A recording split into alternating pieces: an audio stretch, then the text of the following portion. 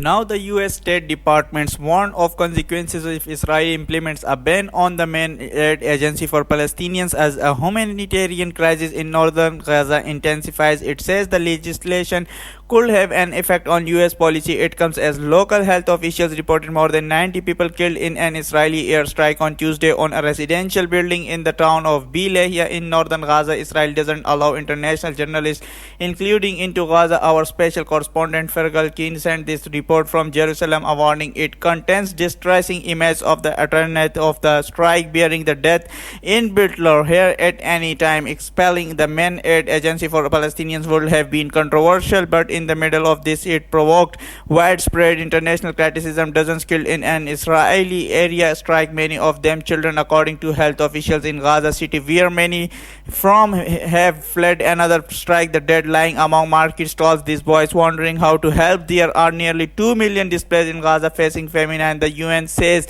and depending on ONA for the basics of survival. Within 3 months, the agency is to be shut down. It's absolutely outrageous. We said that the prospect of this vote was outrageous. So the fact that the vote has happened is equally outrageous. It creates an incredibly dangerous precedent, not just for this region, but potentially with international implications in other places. Israel has accused on a staff of being involved in the October 7th attacks. Allegations were made against in 19 stars out of 30,009 were subsequently fired. Today, I met one of the government MPs sponsoring the legislation. The determination of fighting terrorism is a sequence, and this is a part of it. Has decided on the 7th to go on the wrong side of history. So no matter what pressure comes from the Americans or from anybody else, this bill will not withdrawn. You will go ahead with expelling. So first of all, I have to understand. No, but it's a really straightforward question I will give you.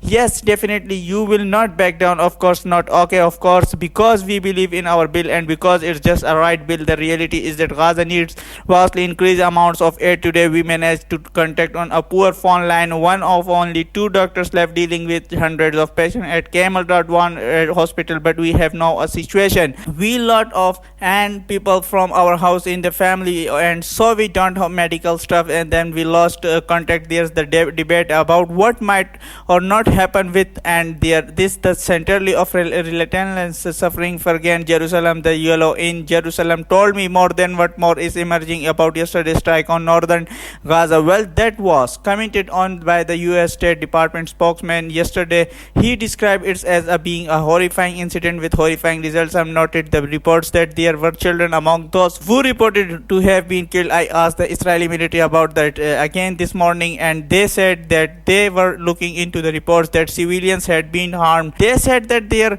had previously been warnings by the Israeli military to evacuate this area in the north of Gaza, where of course there have been for the past few weeks intensification of Israel military offensive. It says that in general it has been trying to root out Hamas fighters to stop them from regrouping, and they describe this building as having been inside an active zone coming under the from the US. Our strikes like killing of civilians, the lack of aid getting into northern Gaza, and of course that vote yesterday to ban. Yeah, I mean that was passed on Monday night. That has really sort of been sinking in news of that when we spoke to people in Gaza through a local cameraman, I mean you just felt that this deepened their misery. There was one displaced woman who said, who will care for my son when he gets sick. He will go normally the UN clinics who will bring as floor and there's basics. Another man who was a registered refugee told that this really amounted, he felt, to another war on Palestinians. This was a discussion that took place the UN Security Council, where the Israeli ambassador was continuing to put forward Israel arguments, really accusing of being conflict with Hamas, with terrorism or something, and strongly denies. We had the US ambassador to the UN really pointing out that so far Israeli in the American view is not meeting its commitments. That the letter was sent 2 weeks ago, setting a 30-day deadline for Israel to increase the amount of aid going into Gaza in quite dramatic terms for face consequences in terms of US military aid transfers for weapons that it relies on. Thank you.